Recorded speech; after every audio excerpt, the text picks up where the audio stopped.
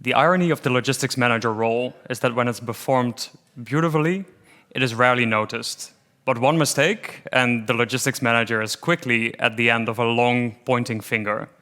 It's a tough job. It involves a lot of chaos, rolled cargo, delays, missing trucks, blank sailings. It's pretty tricky, particularly in a year like 2021. In many boardrooms around Europe, logistics has been a hot topic, with a lot of attention to logistics professionals. And we've been able to show our resilience and our problem-solving capabilities. It has also shown that the logistics manager role is evolving, like the industry. Freight forwarding is transforming, and this is fueled by the power of data and technology. And logistics professionals are looking for new ways of running their shop. And this is what we're going to talk about today in this session. This session is really about how do you use the power of technology and data to transform your logistics. We're going to talk about best practices, we're going to talk about pitfalls, but above all, we're going to talk about which questions to ask yourself and to ask your organization. We are going to do that, not just me, but I'm joined here by two seasoned professionals. I'm joined here by Romain from home accessory retailer Kersten, and I'm joined by Riyadh from baby product e-tailer Ergobaby. Both of them are logistics directors that have been through the motions of digitizing supply chains, that have been through some pitfalls, that have some good learnings to share, and with whom I'm going to have a discussion around this topic. So welcome, gentlemen. It's great to have you both in this panel. Good to have you. Great to be here. Riyadh, maybe starting off with you, the Ergobaby story of its origin and its growth is quite interesting. Can you provide a little bit of color to that story and what role logistics has played in that story? Thank you very much. Ergobaby is a leading premium baby product consumer company that creates innovative solutions to meet the needs of today's parents. Ergobaby was founded 2003, and we grow in a few years really to a global brand. So we are located. You can find our products nearly everywhere in the world. Our EMEA headquarters based in Hamburg. We manage all our EMEA activities, logistical activities also. And for us, it's very, very important to bring our innovative products to our B2C and also our B2B consumer really also on time. Perfect. Thank you so much. And Romain, Kersten is a well-established brand in the Netherlands. You guys have been around for more than 50 years. What is your view on the development of the company over the last decades, and what role has logistics played in that transformation of the company? So the company originally started as a supplier of photo frames. So it was only a few products, was only a few customers. The products were sourced locally. So that meant that the whole supply chain was pretty simple, pretty straightforward. Typically, they would, because I've only been around with the company for the last 3 years, but typically they would collect some samples, show them to the customers, sell them, and then based on the sales orders, they would place the purchase orders and purchase the goods. So that meant that theoretically the stock risk was zero. And then as time went by, the assortments got bigger, the customer base got bigger, products were no longer just sourced locally, but also internationally. China, Vietnam, Bangladesh, or the typical workplaces, let's say. And that meant that the whole supply chain was becoming more complex too. So where in the past, logistics supply chain was mainly an executor of the commercial strategy, it's now much more an enabler of the commercial strategy, right? So because margins are under pressure, so we need to be much more efficient than before. Customers' expectations for stock availability or where shipments are, or even product content those requirements are a lot bigger than what they used to be in the past. And this is where we are today. And we are in the middle of the process of digitalizing and making the whole supply chain much more efficient. That's great. I think it's really great to have both of your perspectives here on the topic that we're trying to pick apart today, which is indeed, as you mentioned, the digitization of logistics. In order to pick that topic apart for the benefit of the participants of this conference, it might be helpful to use a little framework around this topic. It can be a bit daunting, digitization, but we can break it down into maybe some digestible chunks where we can pick each other's brains on those stages. In the last several years, I've spoken to many customers and companies in the industry trying to digitize. One way or another, 3 stages kind of pop to the forefront. It is really around the what, the where, and the how, and the with whom, to a certain degree.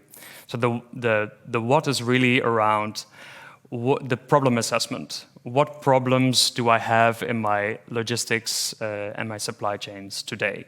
What really needs solving in order to prepare for the future? The where is very much around where does digitization come in to address those challenges? Is it appropriate for technology to drive those solutions? And the how and the with whom is around the needs and the specifications of the digital solution.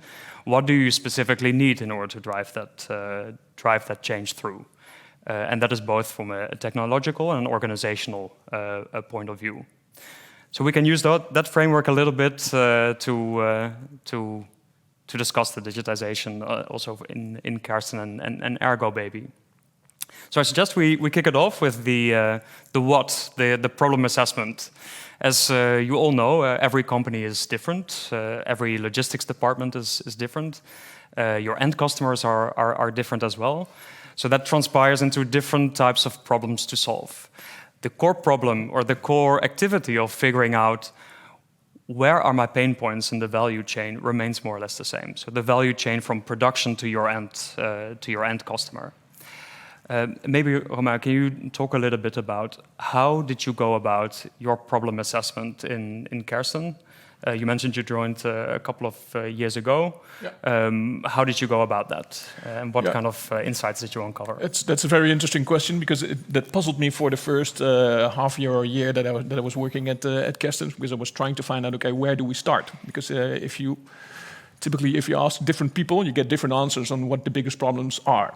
But I think maybe especially for supply chain, it never hurts to start with the customer, because everything that we do in the end should bring some added value to the customer, right? So after a number of discussions with different departments and with the managing directors of Kersten, we established that basically the last mile was the biggest problem. So based on, let's say, the theory of constraints, we said, okay, the warehousing part of the whole supply chain is what we are struggling with the most, and because the capacity of the warehouse was not big enough, and we had not enough insight in when containers were coming in, and if some container changed its course or its delivery date, how did it affect the sales orders that were connected to that container.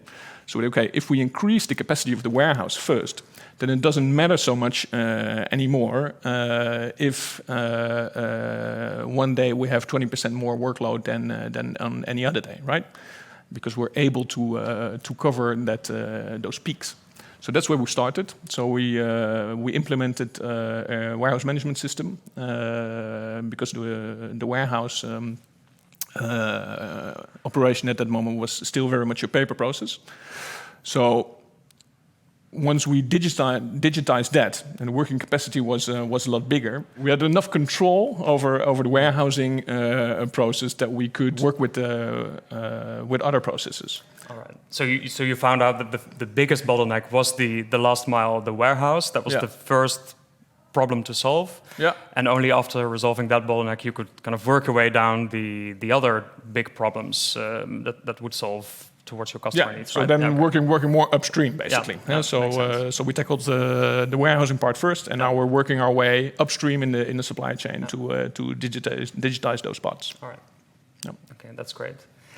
And how does that work for you, Riyadh? Romain mentioned changing customer behavior and preferences. Ergobaby has both a B2B and a B2C component, as you mentioned in your introduction. How do you take learnings from the B2C space to the B2B space? How did that help you in your problem assessment? Yeah, so exactly like Romain mentioned, so the customer is in our focus. So usually when we ship to our end customer, B2C customer, they get a tracking number, for example, and we and they can track the shipment. Exactly. So applying this approach to the supply side, so that means when we were struggling with the information, lack of information regarding our incoming container and shipments. So this is essential for us when this inventory would be on hand, so then we can forward this information to our internal stakeholders, sales team, marketing, and other stakeholders, and also to our B2B and B2C customers. So once we have a shipment ready to ship, we are producing a lot of data. So the question is how to manage this data to have an advantage and give us the visibility. And at the end also, we can increase the service level. So that means we can give precise information to our customers, B2B and B2C customers, and also to our internal teams and stakeholders. So then our focus was on how to manage all these shipments data so that we gain visibility and be proactive, instead of being confused and try to be then. So what I really find interesting about what I hear from both of you is that there's an internal customer perspective, like you mentioned, Riyadh, your sales and marketing department, your finance department, that is looking for continuous updates on where are the goods, what is the status of the logistics. External customers that are also having their preferences and their needs are advancing and modernizing, and you need to keep up as a business and as a logistics department with that. But also internally within the logistics department on how efficient are we working? Are we pushing around paper? How do we work with data effectively? Is it generating insights? So I think that's quite interesting perspectives on what to think about in the problem assessment. So that's quite interesting. Do you have also on the internal side, beyond the operational bottlenecks that you mentioned before, do you have something similar experience as Riyadh on the kind of the paper trail, how we work internally with other departments? Yeah. So, like I said, there is pressure on the margins of the products that we're selling. There was a lot more competition than 52 years ago when the company was founded. So we need to be very efficient in everything that we do. And so digitizing those processes, making sure that we're not simply pushing around paper, that making sure that every activity that we do is adding something somewhere to a process, and it's adding some value to that process, and in the end to what we're doing for the customer.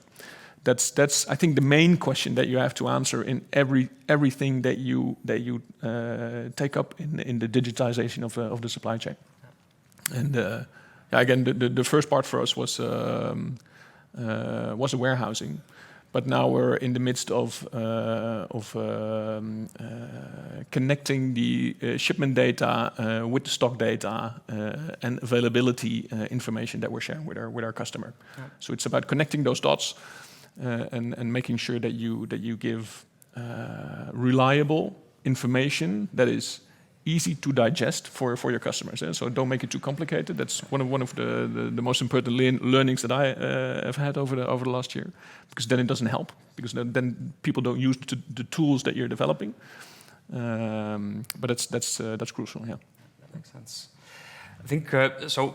In summary, what I hear you say in terms of key takeaways for people listening in this conference is there's a couple of elements for the X-ray of your business to take into consideration. So firstly, it's around the customer perspective. Understand, are their needs and preferences changing? And do I, as a logistics professional, need to adjust my logistics processes to that, to serve those needs? There's something around operational bottlenecks, so truly understanding from your operations where are the pain points. So in your case, the warehousing. For other companies, it could be different bottlenecks. And thirdly, it's around understanding in the wider value chain. Where are the interdependencies between logistics and other outcomes that ultimately work towards the customer? So what impact do you have as a logistics department on your margins, on marketing, on sales, and ultimately on the customer?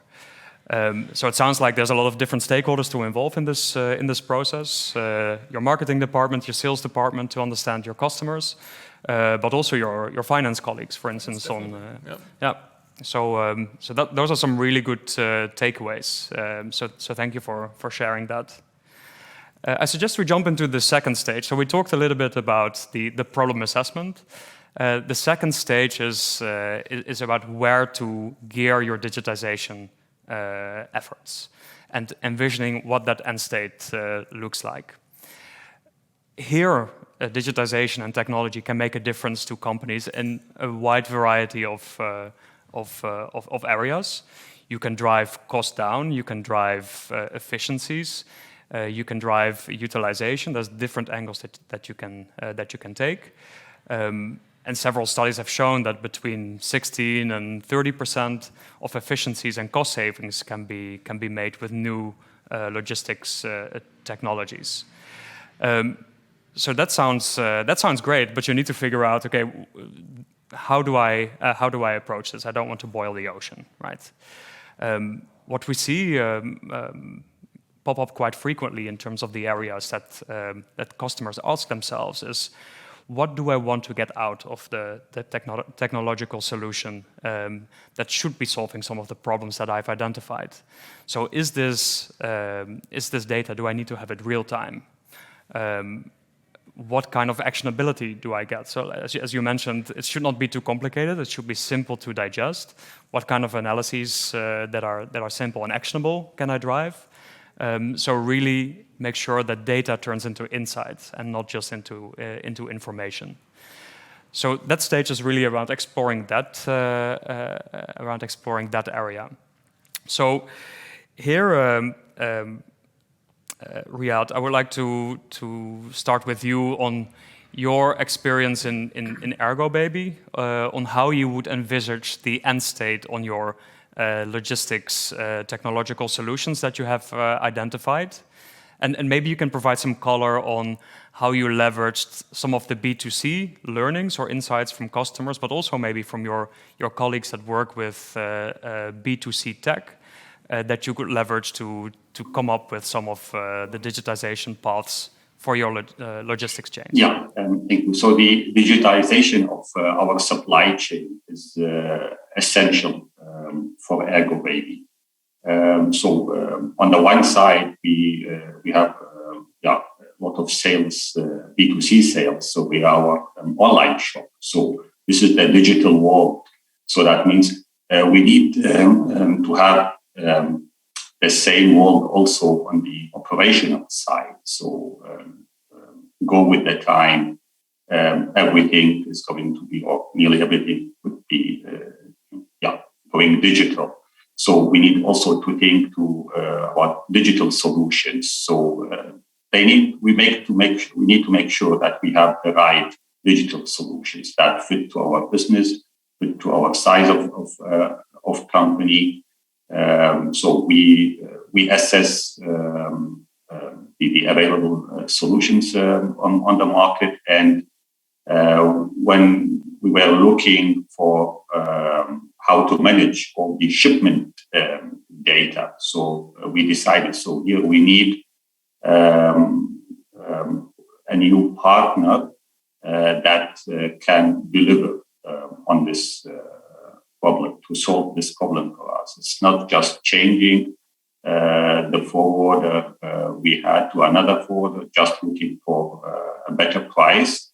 So no, it was to change the scope. So we were looking for a digital partner who can help us to solve this problem. So that means having all the data available,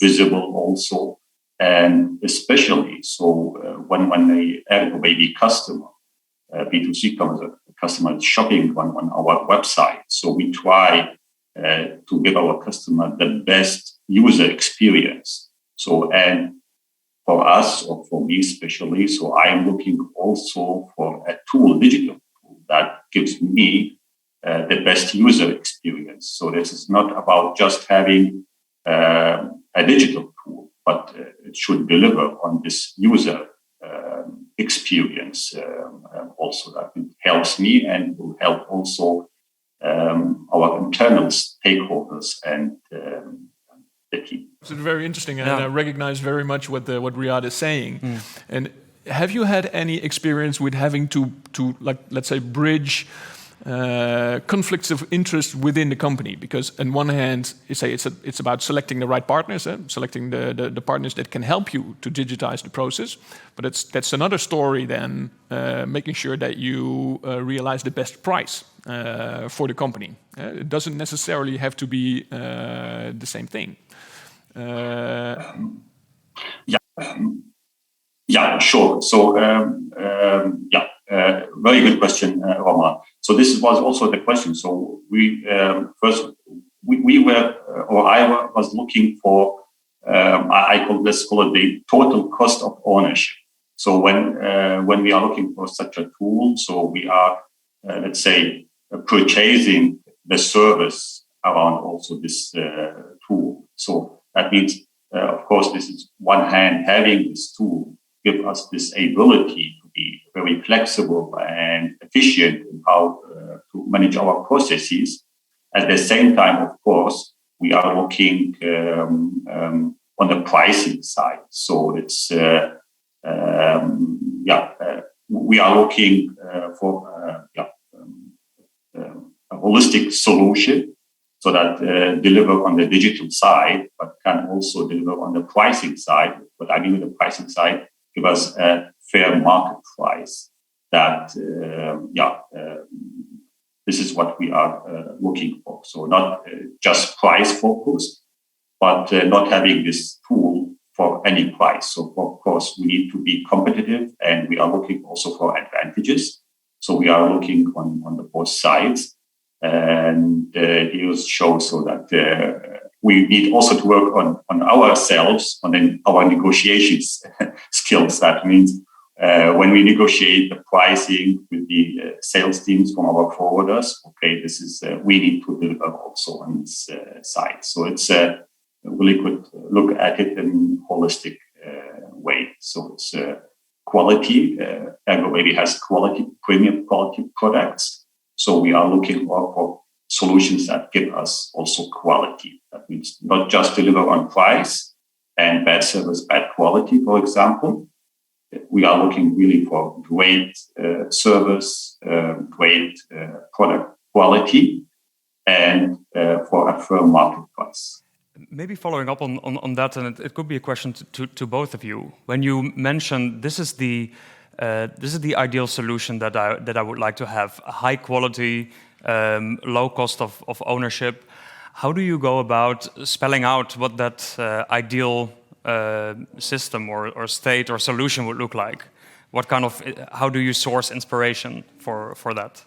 The inspiration should come, but I'm repeating myself a little bit here, is the inspiration should come from the commercial strategy, right? Because everything that we do is for the customer. The other tricky part is that there is no end state. because it involves a lot of different things. It involves end-to-end visibility. It involves having more data available so that you can make better business decisions, and it's about making things more efficient, and a lot more. So the only thing I think that you can do is make your plan as explicit as you can. So trying to, in close collaboration with the other departments of the company, articulating what it is that you need as an end state now, and defining the steps that you are going to take to go there. But then as you go along, you will see that things are happening that can either set you back or that can make you having to change your course a little bit. And that's all part of the game, right? And then you have to accept that there, in fact, is no end state, but that's fine. Yeah. That's actually good advice to people that try to tackle this problem, that goalposts will be moving, and be prepared for that, right? And as you go along, continue to seek inspiration on what new technology or new solutions are out there that I can implement in my supply chain. So keep curious in a way, right? Absolutely. And for you, Riyadh, how did you go about that? Is there some external inspiration that you've been seeking on what new technology or solutions to implement as you went through these motions? Yes, of course. So, as I mentioned before, Ergobaby is an innovator. So, especially our market niche in baby carriers. So that for me to be also competitive, I need to look for tools, digital tools that makes me at the end also efficient and competitive in my processes. So I'm looking always what's new on the market. So and assess these tools or this tool. And important to make sure that these products or services are ready for the market. So that not really in the early stage, they need to be really ready for the market. And this is on the external side. On the internal side, it's very important to have the support from the stakeholders and look. For each company, it's different. So to look at who is really deciding when it comes to implementing such a new tool. And you need to have the support of your internal stakeholders and show what are the advantages, efficiencies in terms of finance figures, but also very important, or more important sometimes, on the process side. So financial advantages, we can calculate this sometimes very easily. But on the process sides, the savings are sometimes much more than the real direct financial savings, but sometimes very hard to make clear for the internal stakeholders or to calculate. So this makes looking what's on the market, what's new. Does this give me an advantage over my competitors in the market? So in terms of being more efficient, having more focus or being more service level to the customer, so more customer focused. Perfect. Thank you. So I think one of the key advices on this stage on where to target your digitization efforts is really around knowing that it is a continuous cycle. As you mentioned, there's no end state. Goalposts continue to move. Continue to seek external inspiration on what's out there. What can I implement to solve some of the problems that I've identified? As well as working very closely with different departments, like you mentioned, Riyadh, to make sure that it's a process of different decision makers that can influence the decision, as well as people providing some very important input, as you also said, to sharpening the pen on some of those solutions. So make sure that you branch out externally, talk to your colleagues, talk to customers and vendors, to sharpen the pen on some of those solutions out there. That's how I would synthesize the discussion that we've had so far. Yeah. I wanted to tag on a little bit on some of the elements that you, Riyadh, mentioned on the organizational setup, and that falls a little bit in the third stage on how do you really go about implementing these solutions, and with whom do you partner with. There's an organizational angle to it, and it's probably underlit at times, but it can be sometimes more of a blocker than it has to be. And this is around change management and culture in a company to drive change through technology and data. I don't know if you guys have also experienced that in your careers or in the digitization efforts that you're doing for your current companies. But it would be great if you could share some of the learnings and the pitfalls that you've encountered when it comes to the organizational elements of driving change. Yeah, definitely. Especially with a company like Kersten, maybe it's a little bit different for Riyadh, but maybe we'll explain in a minute. But for Kersten, being a company that has been around for more than 50 years, a lot of the processes, a lot of the people that are working there are there for a long time already. A lot of the processes, the way that they are being carried out, is also something that they thought of a long time ago already, right? And then if you start changing that, and maybe especially if you're the new guy in the company that tries to explain people that the world is changing and that we need to adapt our processes and bring more value to the customer, that can be a daunting process, right? It's not like everybody adopts that immediately. So what I have found is that support from top management is crucial. If that doesn't happen, Kersten is a family-owned company. If that doesn't happen, then you'd better not start with doing the process altogether. Yeah? So that's imperative. And then the second part, what I think is very important, that you never communicate enough with the customers, with your colleagues. So it's you have to constantly explain or remind people what the end goal is that you've set, why that is important, how that helps the business forward, how we're doing it, and what everybody's role is. And then, really sticking to that. Does it? Do you have similarities with that as well, Riyadh, in Ergobaby or in previous roles that you've had? Yes, sure. First, every company is unique, so you need to understand the culture within a company and how this is company structure and hierarchy is working. Really, we at Ergobaby a very flat hierarchy. So, and I am very pleased to have a lot of room to decide, and I direct connection to or a direct way to the management team. So this is, helped me a lot for the final decision making or when taking the decision and discussing with the management team.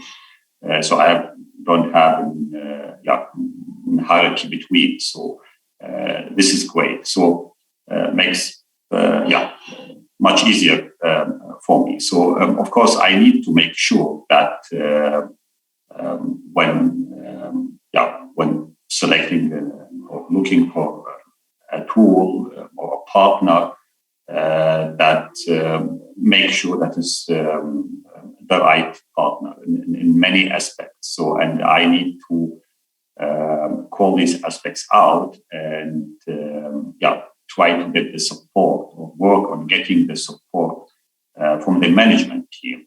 So there is sometimes many ways to do it. So it depends really on the persons you are working with and the company. So it's in very, very general, but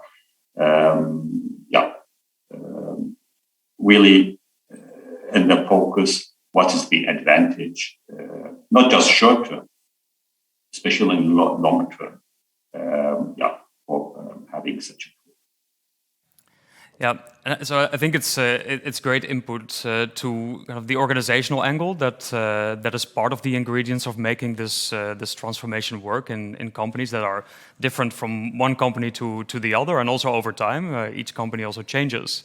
but just to be aware of the culture and the organizational context that you're working with, which is arguably equally important to the kind of the technological ingredients that you need to make this digital transformation a success. If we double click on the technological ingredients, what kind of considerations did you have here?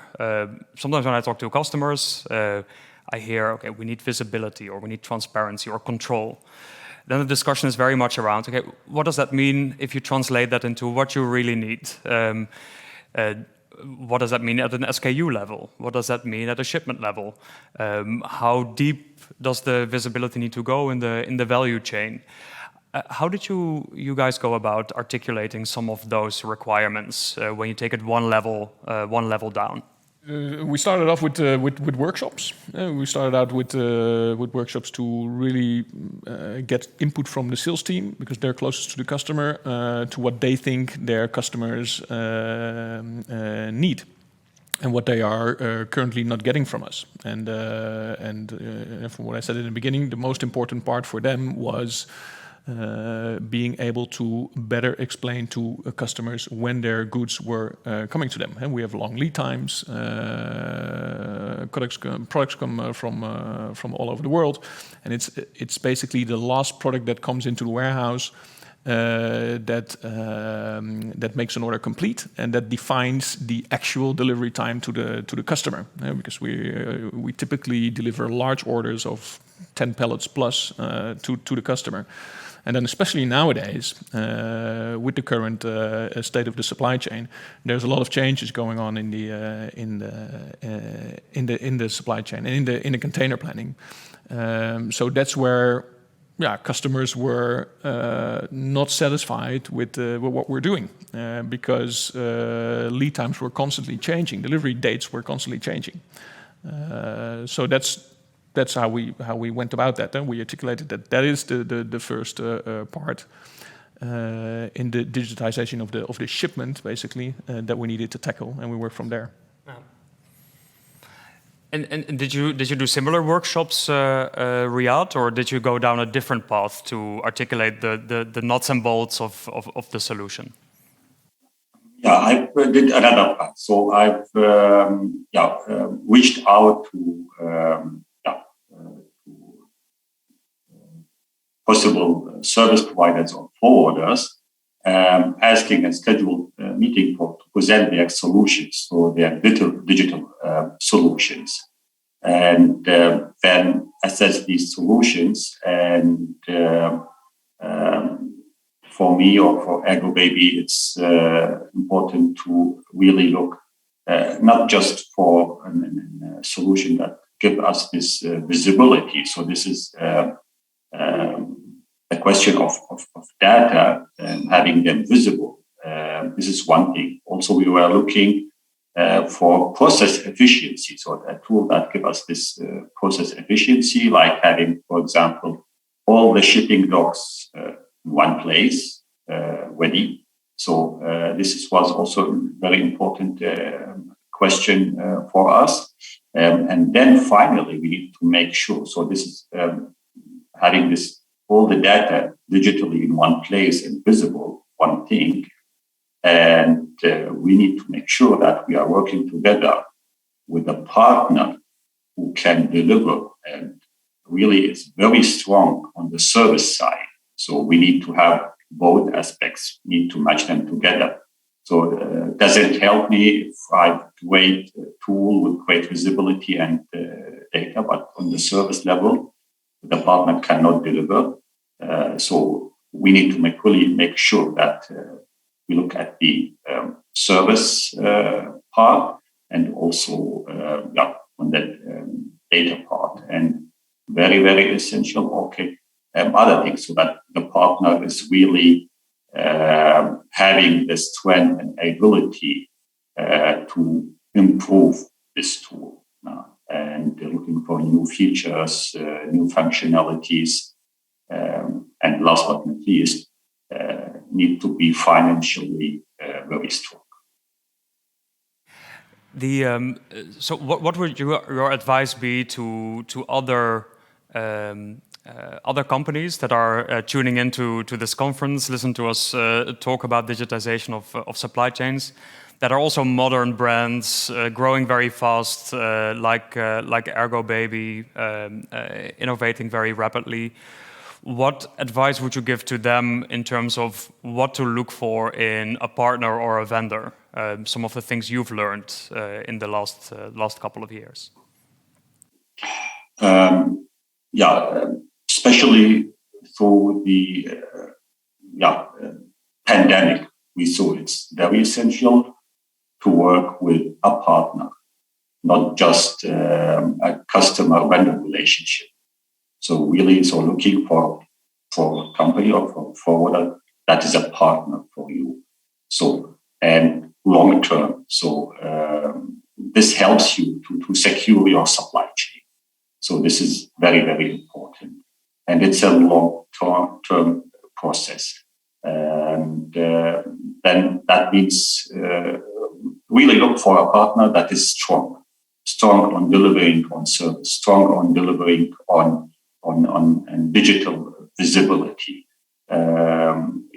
strong on being innovative in the forwarding market, because at the end, you will profit from this strength and from the innovation of this partner. Yeah. I think for both of your end customers, the requirements and the needs in terms of quality are ever increasing. And you expect the same from vendors. At least that's what we hear you say to us. We hear from you when things are not working well as well. And it sounds like it really has to be a partnership and pushing the envelope for future customer needs together. Right? Definitely. Yeah. Perfect. We had a lot of discussions around these three stages: the what, the where, the how, and a little bit with whom to partner. There's a lot of good learnings that we can take away. In order to keep up with customer needs, we have to ever be evolving ourselves when it comes to the technological arena, also with logistics best practices. And you guys have shared some really good insights when it comes to that. Maybe a question to both of you. If you could pinpoint to one learning, it can be a good win or a failure that you encountered yourself or that you have seen happening in the digitization of logistics. What would some of those learnings be that you would like to convey to the audience? Most important learning that I could share, I think, is cut it up into small chunks. If you only talk about the end goal of that perfect world that you have envisioned somewhere in your bedroom at I don't know, a Sunday night, that doesn't really help because it's too vague for people. But if you can explain them how their work and how the performance for the customer can be a little bit better tomorrow, then that helps, and it helps to include them in the process that you're in. So that would be my advice. What about you, Riyadh? Exactly. So as Romain mentioned, so I would like to add, maybe the final target should be having an end-to-end process in terms of communication, in terms of adding the visibility of all the inventory movement. So that means from the beginning, when it's just an order, then manufactured until it's delivered to the customer or to the end customer. So, and as Romain mentioned, we need to, because it's very complicated, this from one end to the other end to manage this. So you need to work first on, make it in parts and work in parts, and then finally join them together with the target having this end-to-end process and visibility. Perfect. So thank you for that. Thank you for that advice. If I would summarize the key takeaways of what we have discussed over the last 40 minutes, it really comes down to probably number one: don't try to boil the ocean. Cut it up into steps, cut it up into little pieces. Try to generate some of the early wins to also get buy-in from the organization and show that this is working. Second is around really understand what problem you're trying to solve for, be it an organizational problem, be it a customer outcome problem that you're trying to solve. That is critically important. Thirdly is around search for inspiration. So probably for the people tuning into the conference, this is part of their discovery journey as well. Seek some external inspiration, how others are doing it, what your customers are recommending, what vendors are recommending, and build your solution from there. And lastly, do it as a joint organizational exercise. Logistics is so interwoven with the wider organization of Ergobaby, of Kersten, of other companies, that we have to involve our colleagues and our customers in solutions that we're finding. So I think overall, this was great to pick your brains on this topic. So thank you very much to both of you, gentlemen, for joining the session today. I thought it was very insightful. I'm sure the audience are feeling the same. Thank you so much. And yeah, see you soon. It was a pleasure. Thank you very much.